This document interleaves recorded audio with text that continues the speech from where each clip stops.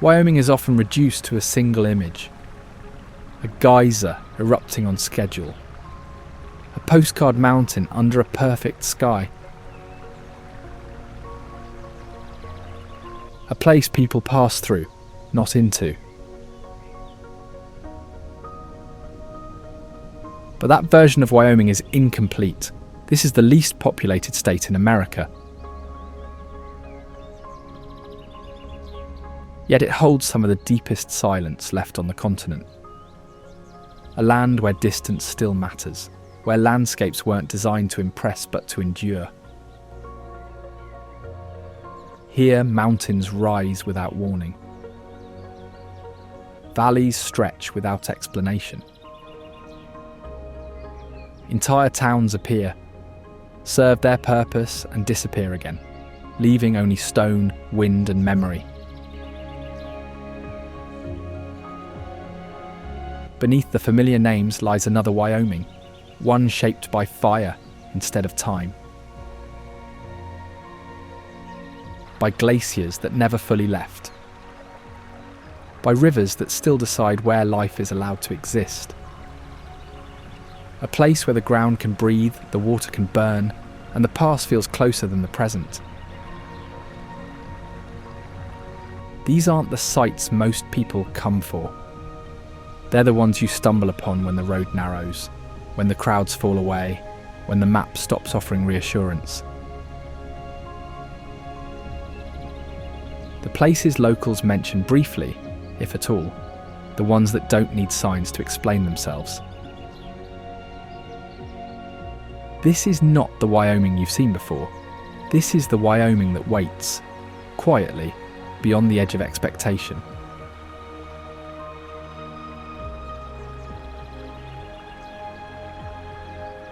Grand Prismatic Spring. Grand Prismatic Spring isn't just the most colourful feature in Yellowstone. It's one of the most extreme geothermal environments on Earth, stretching more than 370 feet across and plunging over 160 feet deep. It's the largest hot spring in the United States and one of the largest on the planet.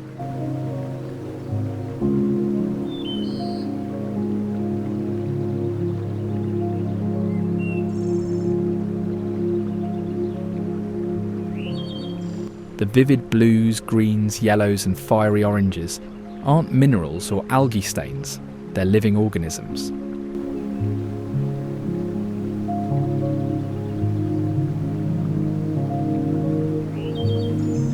Heat-loving bacteria called thermophiles thrive here, each colour band representing a different temperature threshold. At the centre, water reaches roughly 160 degrees Fahrenheit.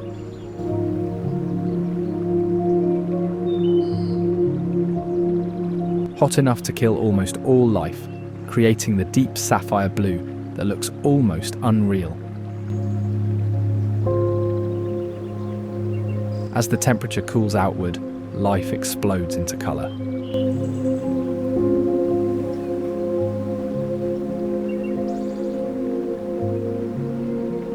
What makes Grand Prismatic especially deceptive is its calm appearance. Beneath the surface lies a massive, constantly shifting geothermal system, tied directly to the Yellowstone caldera.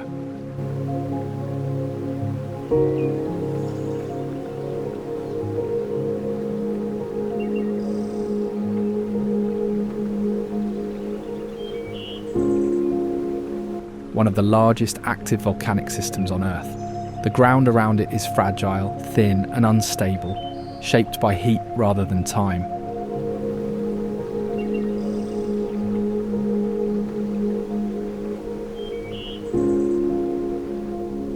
From above, the spring looks almost cosmic, like a living planet embedded in the landscape, constantly reminding visitors that Yellowstone is not dormant, it's breathing.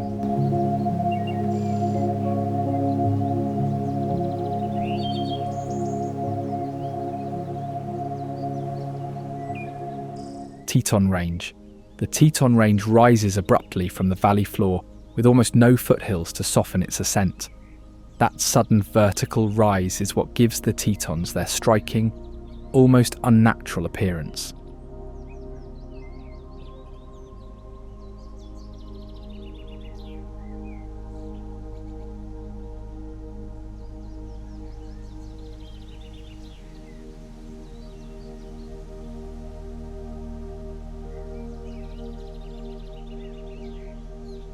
Grand Teton itself towers at 13,775 feet, yet the range is geologically young, formed only 6 to 9 million years ago through tectonic faulting.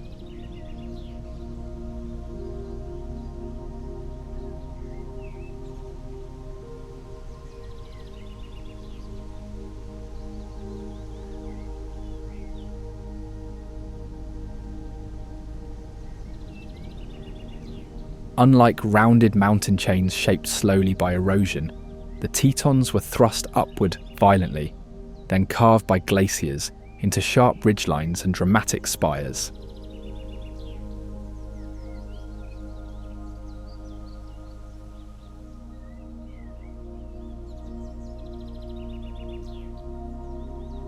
The result is one of the most recognizable mountain silhouettes in North America.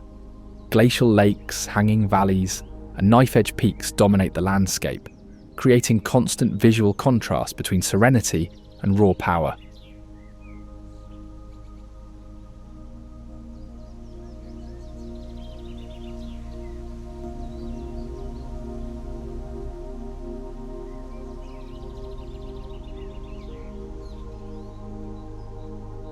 Wildlife moves freely through the valleys below, while permanent snowfields cling to the higher elevations, even in midsummer.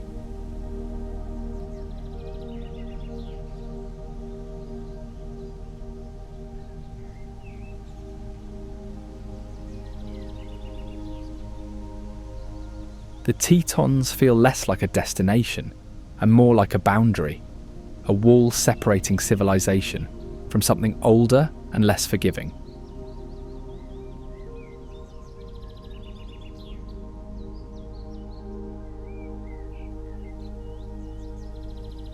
Every angle offers a different composition, which is why photographers and filmmakers return endlessly.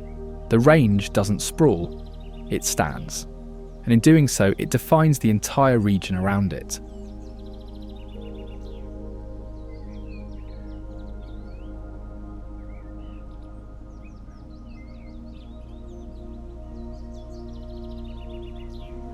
Lamar Valley. Lamar Valley is often called the Serengeti of North America, but that comparison barely captures its scale or significance.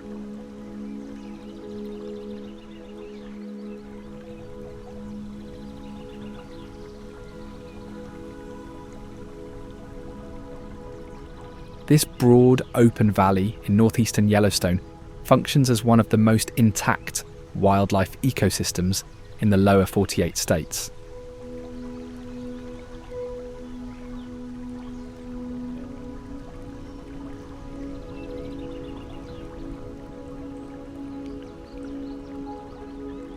It's one of the few places where predator-prey relationships operate largely without human interference.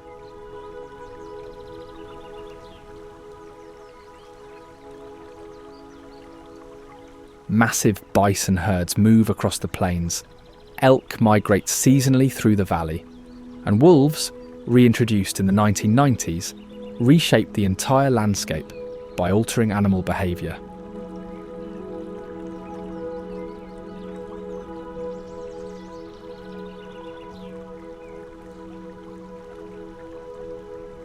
Rivers cut gently through open grasslands, creating corridors for movement that stretch for miles.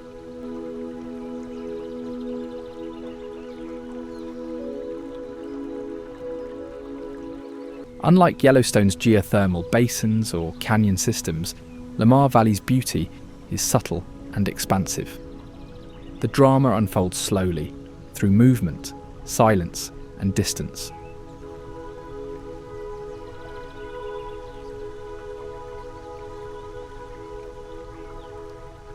Dawn and dusk reveal the valley at its most alive, when animals emerge and the light flattens the terrain into endless layers.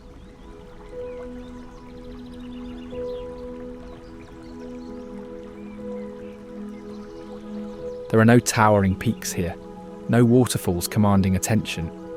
Instead, Lamar Valley's power lies in its openness, its visibility, and its reminder of what North America once looked like before boundaries, roads, and fences interrupted migration routes.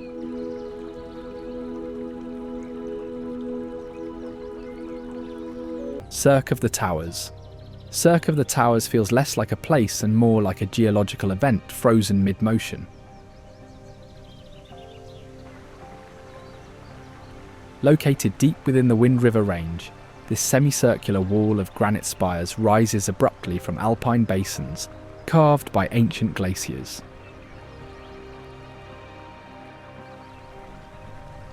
The towers themselves, sharp, jagged and densely clustered, look almost architectural, as if deliberately constructed rather than eroded over millions of years. Reaching the Cirque requires a long, demanding hike, which is part of what keeps it remote and relatively untouched. There are no roads, no crowds, no infrastructure, only stone, sky and elevation. Every direction offers vertical relief, every angle framed by raw stone. It's not Wyoming's most famous landscape, but it's one of its most intense.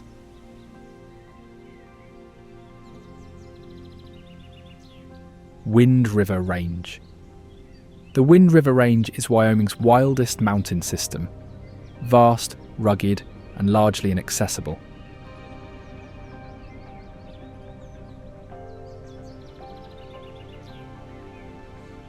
Spanning more than 100 miles, it contains over 1,300 glaciers, more than any other mountain range in the contiguous United States.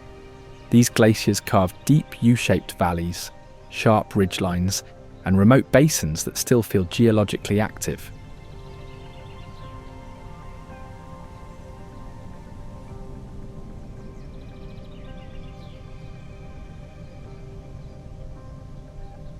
Unlike heavily trafficked national parks, much of the Wind River Range remains isolated, requiring days of travel to reach its interior. This remoteness preserves a sense of scale that's increasingly rare.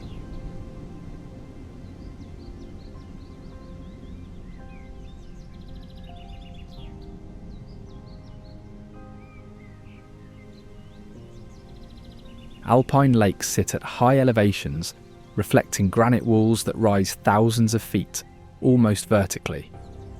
The range also contains Wyoming's highest peaks, including Gannett Peak at 13,809 feet.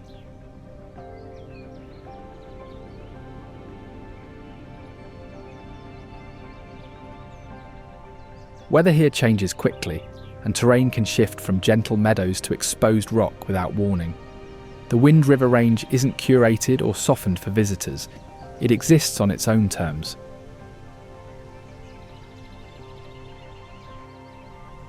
What makes it extraordinary isn't a single landmark. It's the cumulative effect of distance, elevation, and silence. This is wilderness that still demands respect rather than offering comfort.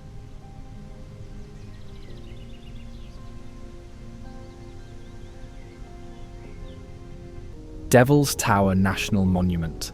Devil's Tower rises alone from the plains, a massive stone column visible from miles away in every direction.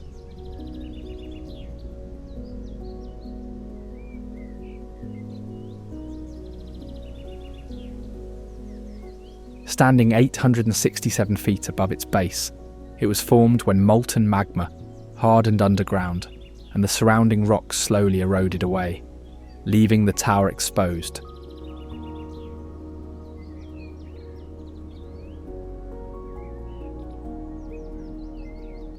Its vertical columns, fractured naturally as the rock cooled, give it a geometric appearance that feels almost engineered.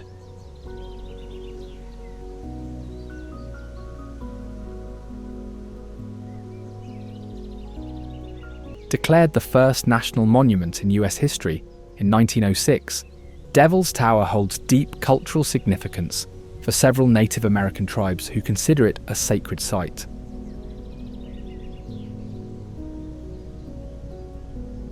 That spiritual weight adds another layer to its presence. Climbers are drawn to its sheer faces, while others experience it simply as an anomaly, a structure that doesn't seem to belong to its surroundings.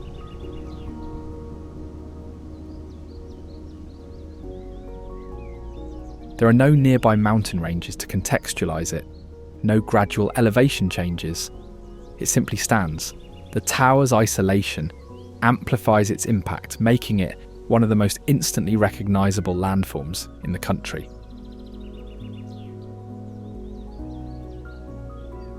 Whether viewed from the plains or from its base, Devil's Tower feels less like scenery and more like a statement.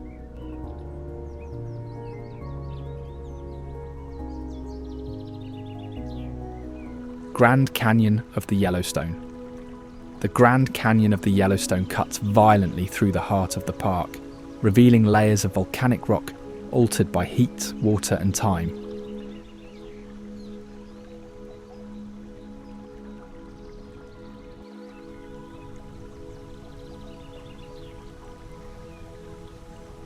Stretching nearly 24 miles long and plunging up to 1,200 feet deep, the canyon was carved by the Yellowstone River as it eroded weakened rock left behind by ancient volcanic eruptions.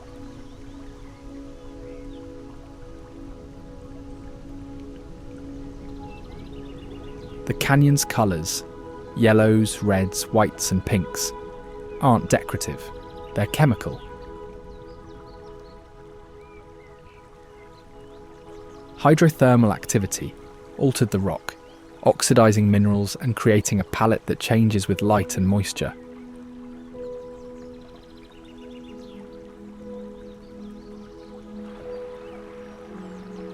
The lower falls, at 308 feet tall, is more than twice the height of Niagara Falls, releasing enormous energy into the canyon below.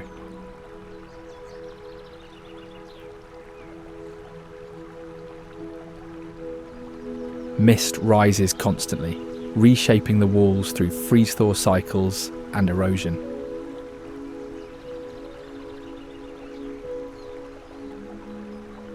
Unlike traditional canyons formed solely by water, this one is a product of fire and water working together. The result feels unstable, alive and unfinished. The canyon doesn't just display Yellowstone's past, it exposes its ongoing transformation.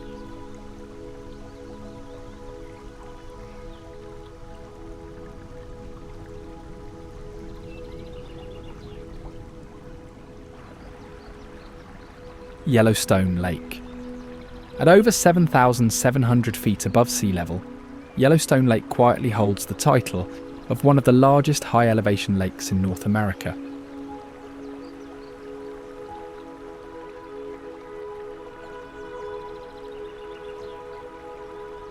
It doesn't announce itself with colour or spectacle.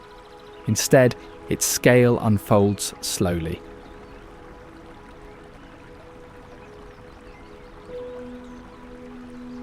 The lake stretches across more than 130 square miles, sitting directly atop the Yellowstone caldera, which means geothermal vents and hot springs exist beneath its surface. Even in summer, water temperatures remain frigid, and storms can roll in with little warning, giving the lake an almost oceanic temperament.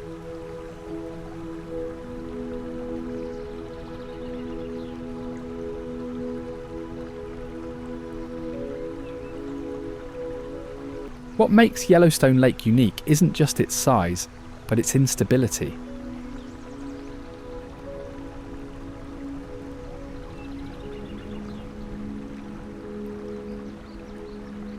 Shorelines subtly shift as thermal activity changes below, and steam sometimes rises from unexpected places along the water's edge. The Yellowstone River both enters and exits the lake, making it a critical artery for the park's entire ecosystem.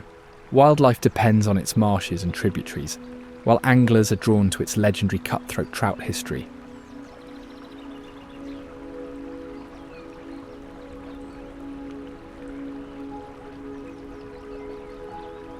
In winter, the lake partially freezes, transforming into a vast, silent expanse that feels more Arctic than Rocky Mountain.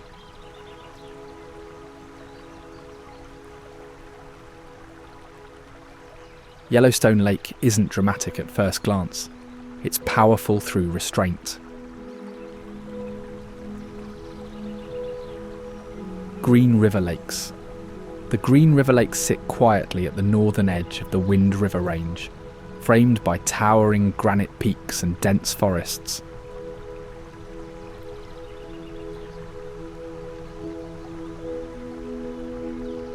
These twin glacial lakes are fed by snowmelt and alpine runoff, giving the water a deep, reflective clarity that mirrors Squaretop Mountain, rising sharply in the background.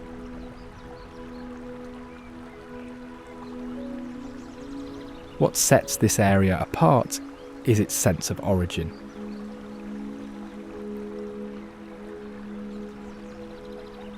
The Green River begins here, eventually flowing more than 700 miles across multiple states. Standing at the lakes feels like standing at the beginning of something vast.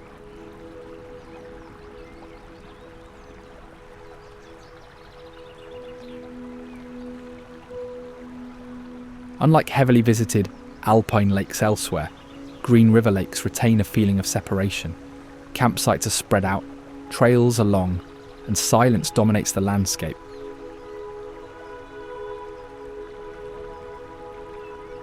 Mornings often arrive wrapped in fog, with peaks slowly emerging as light breaks through. The surrounding terrain transitions quickly from meadow to steep rock, reminding visitors that this is still raw mountain country.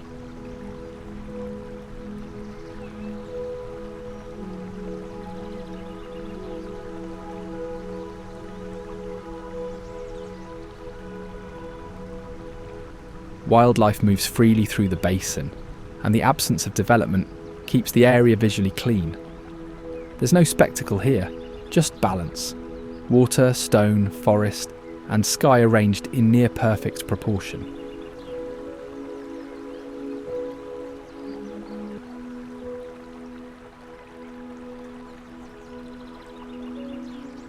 Mammoth Hot Springs.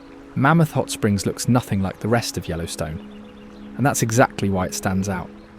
Instead of explosive geysers or boiling pools, Mammoth is defined by motion without eruption.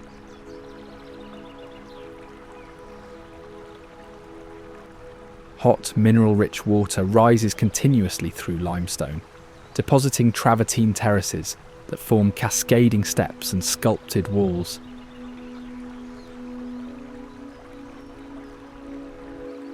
These formations change rapidly.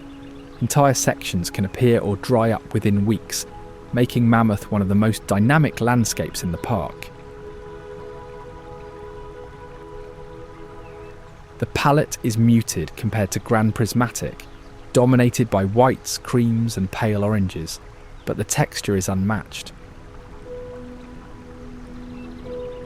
Steam drifts across the terraces, blurring edges and creating the illusion that the ground itself is breathing. What's visible today may not exist tomorrow.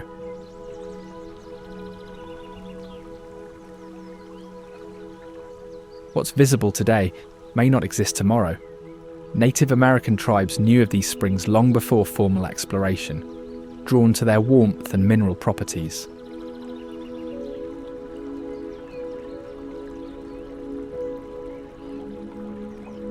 Unlike other geothermal features, Mammoth feels architectural, almost built rather than eroded.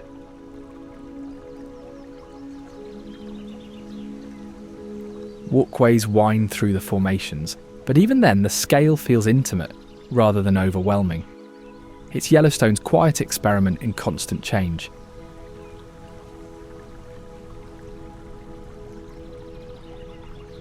Jackson Lake.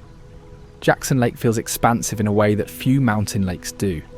Stretched across the base of the Teton Range, it acts as a wide foreground that amplifies the jagged peaks rising behind it.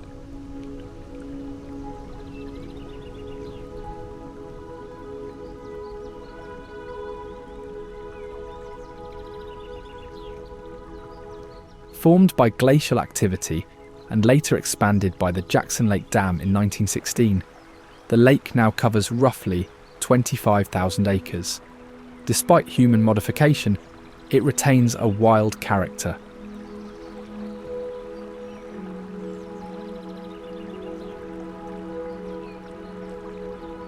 Winds sweep across the surface, creating rolling waves that reflect shifting light and shadow from the mountains. Unlike alpine lakes tucked into basins, Jackson Lake feels exposed. Weather moves through quickly, and visibility can change within minutes.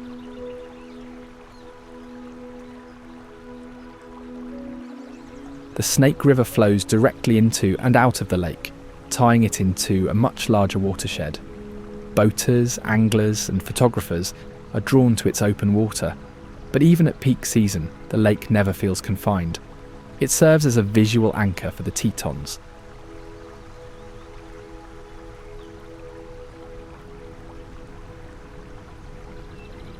A horizontal counterbalance to vertical stone. Without Jackson Lake, the range would still be dramatic. With it, the landscape becomes iconic.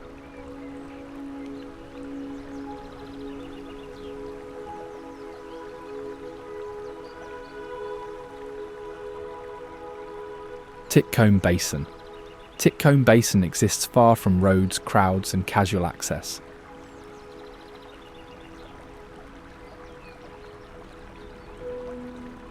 Reaching it requires days of hiking through the Wind River Range, crossing high passes and exposed terrain. That effort is what preserves its character. The basin is carved by ancient glaciers into a classic U-shaped valley, surrounded by towering granite walls and permanent snowfields. Alpine lakes sit scattered across the floor, reflecting peaks that feel almost too steep to be real. Titcomb isn't Wyoming's most photographed location, it's one of its most demanding, and that's precisely why it remains so intact. Sunlight Basin. Sunlight Basin feels like a pause in the terrain.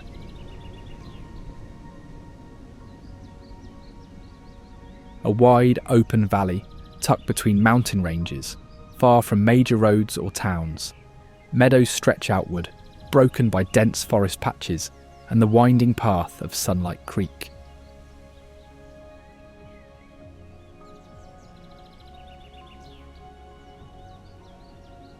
The basin's remoteness has preserved its quiet character. Historically used by indigenous peoples and later by early settlers moving through resource-rich corridors, the area never developed into a permanent hub. That absence defines it today.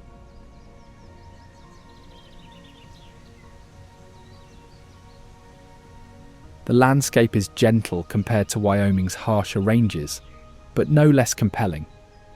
Wildlife moves easily through the open space, and the lack of development allows natural patterns to dominate.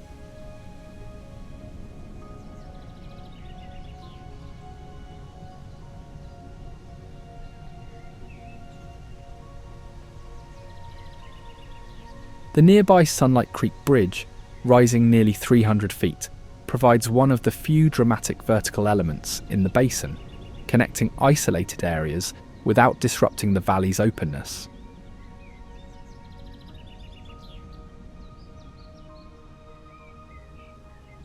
Sunlight Basin doesn't overwhelm the senses, it calms them. It's a reminder that wilderness doesn't always need cliffs or peaks to feel expansive. Sometimes space itself is the spectacle.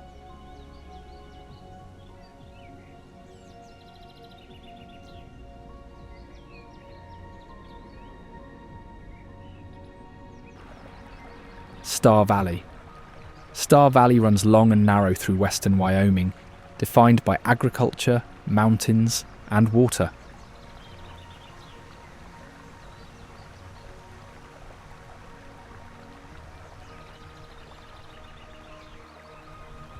Unlike Wyoming's harsher regions, Star Valley feels settled without feeling crowded.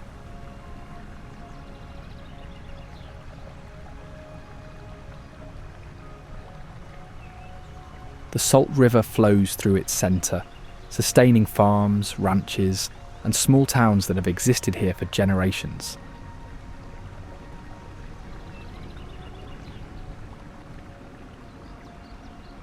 The valley's nickname, Little Switzerland of America, comes from its green fields and surrounding peaks, especially vivid in summer.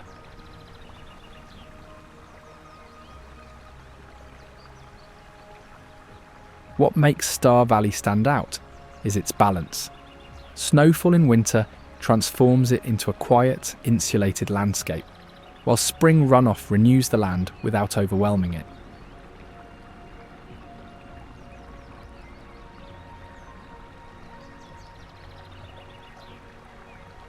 Towns like Afton, with a population near 2,000, function as cultural anchors rather than tourist centres. There's no single landmark dominating the valley. Instead, beauty is distributed evenly, in barns, rivers, mountain backdrops, and open sky.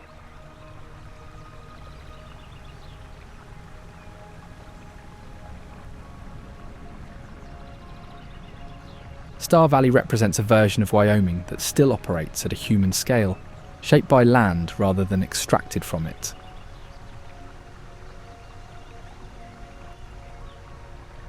Gibbon Falls. Gibbon Falls doesn't rely on height or force to make an impression. Instead of plunging straight down, the waterfall spreads outward, fanning gracefully over a rocky ledge shaped by the Yellowstone caldera.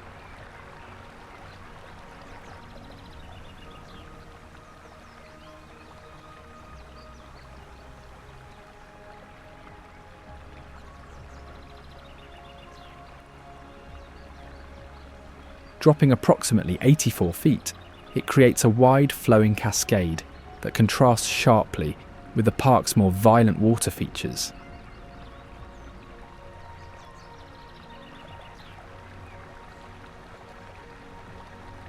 Its accessibility makes it one of Yellowstone's most visited waterfalls, yet it never feels overpowered by its surroundings. Steam sometimes drifts through the canyon, and the sound of water carries farther than expected.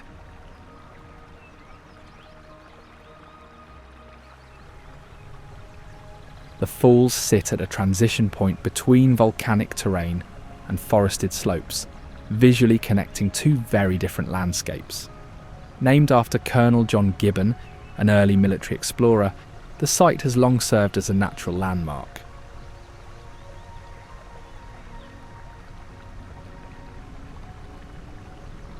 Gibbon Falls may not dominate postcards, but it anchors the landscape quietly, a reminder that not every natural wonder needs scale or spectacle to endure.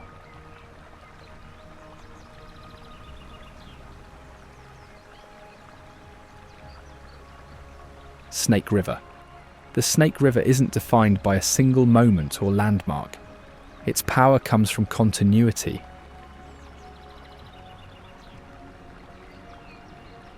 Originating in the high plateaus of Yellowstone, the river travels more than 1,000 miles, carving valleys, shaping canyons, and quietly dictating the geography of the region. In Wyoming, it flows through some of the most visually diverse terrain in the West. From wide, calm stretches beneath the Tetons to narrow channels pressed against canyon walls. Glacial movement during the last ice age carved the path the river still follows today, leaving behind braided channels and floodplains that support dense wildlife populations.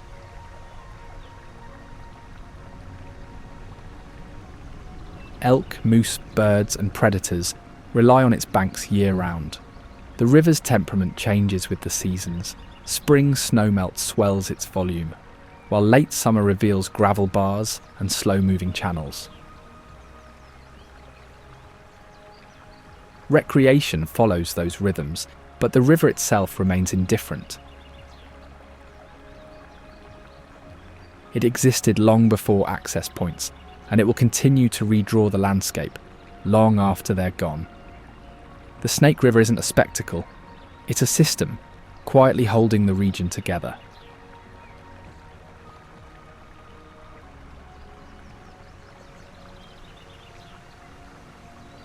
Old Faithful. Old Faithful doesn't impress because it's the largest geyser in Yellowstone. It isn't. Its reputation comes from reliability.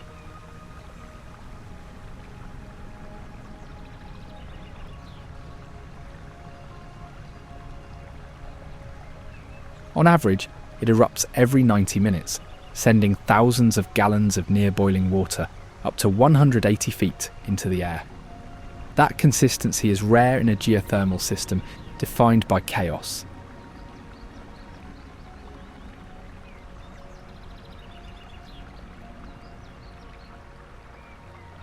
Beneath Old Faithful lies a complex plumbing network of heat, pressure, and fractures that refill at a predictable rate. The longer the eruption lasts, the longer the wait until the next. A natural equation playing out over and over.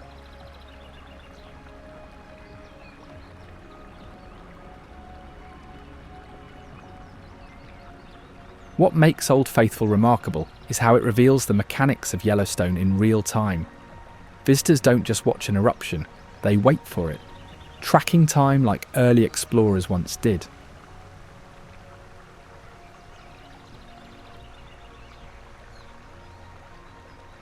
Despite decades of observation, the system remains sensitive. Earthquakes and shifts in underground pressure subtly alter eruption intervals. Old Faithful stands as a reminder that even Yellowstone's most dependable features are still part of a volatile, living landscape, one interruption away from change.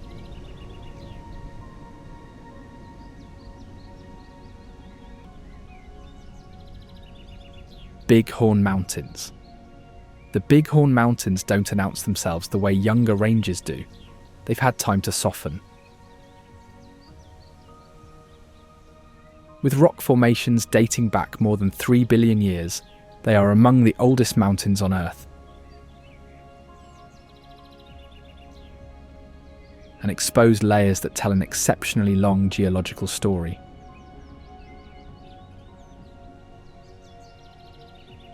Forests blanket much of the range, interrupted by alpine meadows, high plateaus, and deep canyons cut by persistent waterways.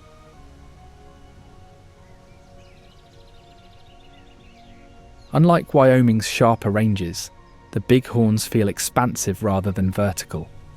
Wildlife thrives in this quieter terrain, and snowfall feeds rivers that support communities far beyond the range itself.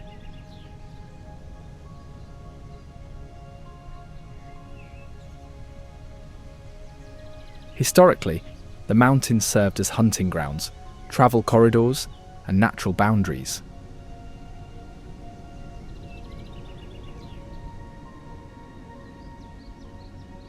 Today, they remain less trafficked than other Wyoming ranges, preserving a slower, more contemplative character.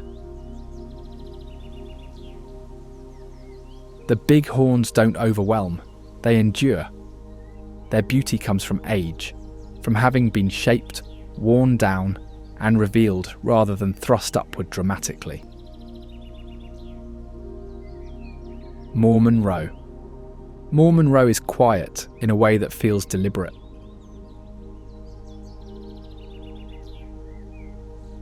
Set against the dramatic wall of the Teton Range, this historic settlement consists of weathered barns and homesteads built in the late 1800s by Mormon settlers.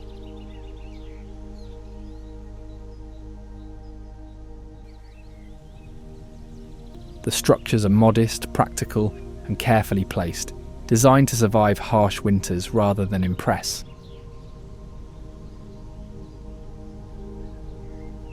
What elevates Mormon Row is contrast. Simple wooden buildings sit in the foreground, while some of the most dramatic peaks in North America rise behind them. The scene compresses history and geology into a single frame. Fields once used for agriculture now function as open space, preserving the original layout of the settlement.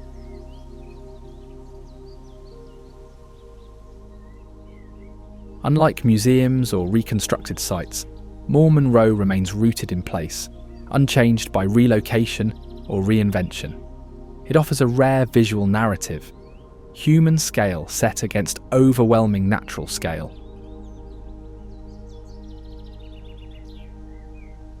The result is one of the most photographed landscapes in Wyoming, not because it's grand, but because it feels honest. Holly Lake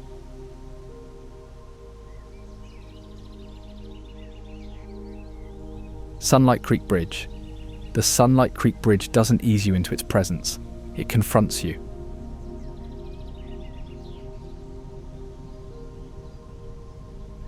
Suspended nearly 300 feet above the canyon floor, it is the highest bridge in Wyoming, spanning a narrow gap carved by Sunlight Creek far below.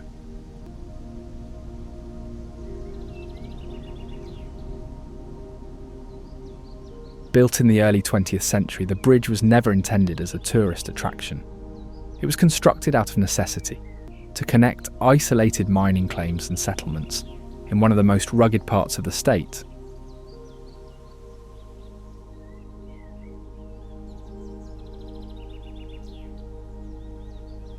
The road leading to it is remote, lightly maintained and intentionally narrow, reinforcing the sense that this crossing was earned, not designed for comfort.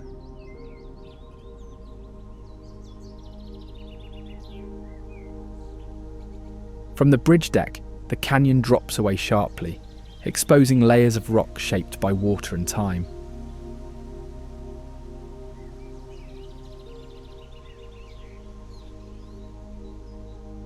There are no guardrails in the traditional sense, no attempt to soften the experience. Vehicles cross slowly, pedestrians even more so. Wind moves freely through the gap, and the sound of the creek echoes upward, distorted by distance. What makes the bridge remarkable isn't its size alone, but its context.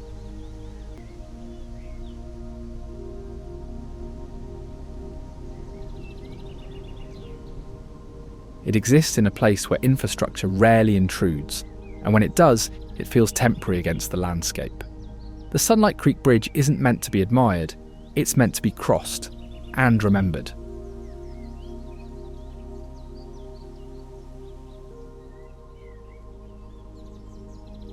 Piedmont. Piedmont is what remains when purpose disappears. Once a functioning railroad town in the late 1800s, it existed solely to support steam locomotives travelling along the Union Pacific Line.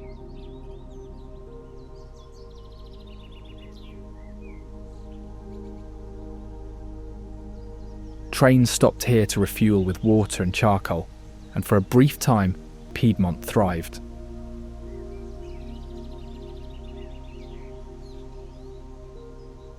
Then technology moved on.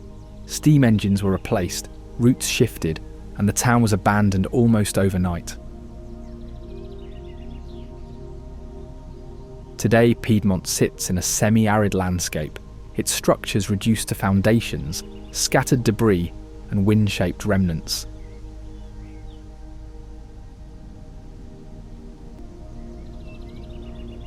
Piedmont exists as a reminder that Wyoming's history wasn't just built, it was abandoned repeatedly whenever the land or economy demanded it.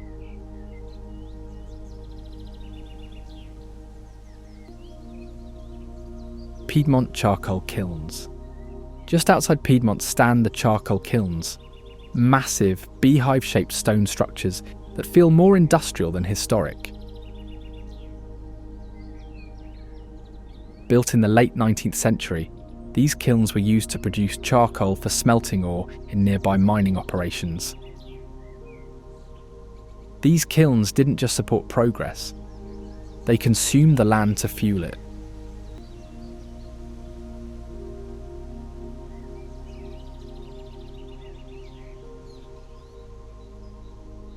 Boar's Tusk. Boar's Tusk rises abruptly from Wyoming's high desert, like a relic from another era.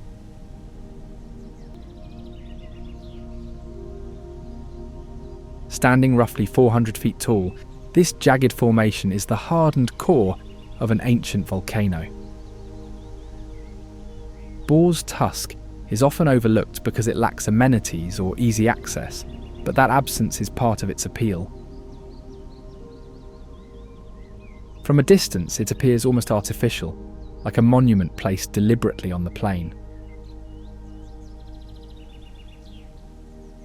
Up close, its scale and texture tell a deeper geological story, one of pressure, failure, and exposure.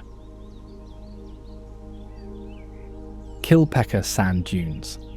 The Kilpecker Sand Dunes challenge nearly every expectation of Wyoming. Stretching across more than 100,000 acres, they form one of the largest active dune systems in North America.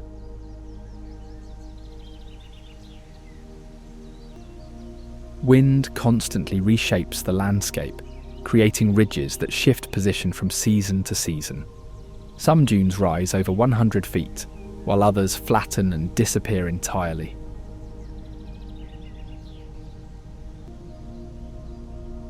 The dunes aren't permanent landmarks, they're processes, and that constant motion makes them one of the state's most unusual and misunderstood landscapes.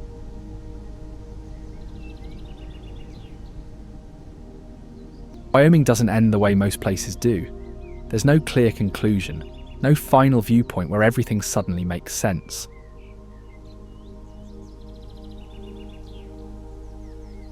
The land simply keeps going, long after the roads thin out, long after the signs disappear, long after attention fades. What stays with you isn't just what you saw, but how small the noise felt against the scale of it all.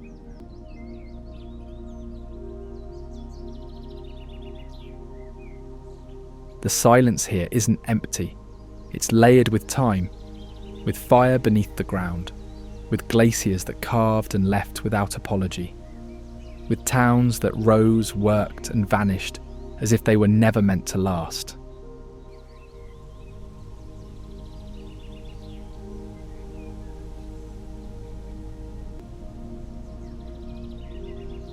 These places don't ask to be remembered. They don't perform. They exist whether anyone is watching or not, and that may be their greatest power. In a world increasingly shaped for speed and spectacle, Wyoming remains slow, unpolished, and unresolved.